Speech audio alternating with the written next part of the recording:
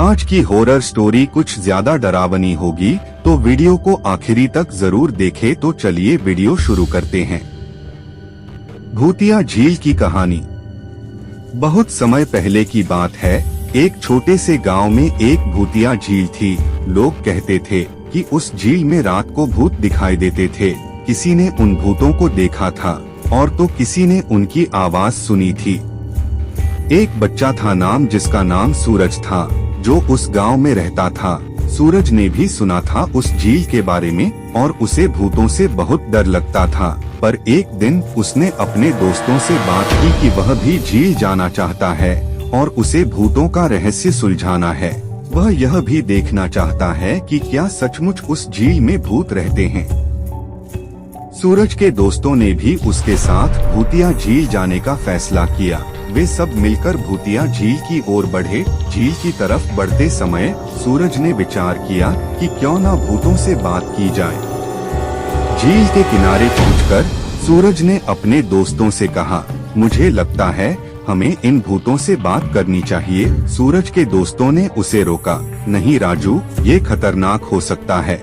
पर सूरज ने डर को पार करते हुए कहा, मुझे लगता है हमें उन्हें जानना चाहिए कि क्यों वे यहाँ पर रहते हैं। वे सभी लोग आगे बढ़े और झील की तरफ चले। वहाँ उन्होंने देखा कि वह बेहद से भूत घूम रहे हैं। सूरज ने भूतिया झील के किनारे खड़े भूतों से पूछा, आप यहाँ क्यों रहते हैं? भूतों ने उसे अपनी कहानी सुनाई। वे कहा करते थे कि वे यहाँ अपनी अधूरी कहानी पूरी करने आते हैं, क्योंकि उनका मानना था कि वे जब तक अपना काम पूरा नहीं करते। उन्होंने बताया कि हमारी कुछ इच्छाएं अधूरी रह जाती हैं।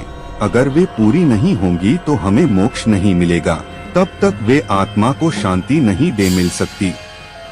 भूत की इच्छा थी कि उनके पीछे उनके बच्चे खुशी से रहे और अच्छी शिक्षा प्राप्त करे, ताकि उनका भविष्य उज्जवल हो और हम निश्चित होकर मुक्त हो सके।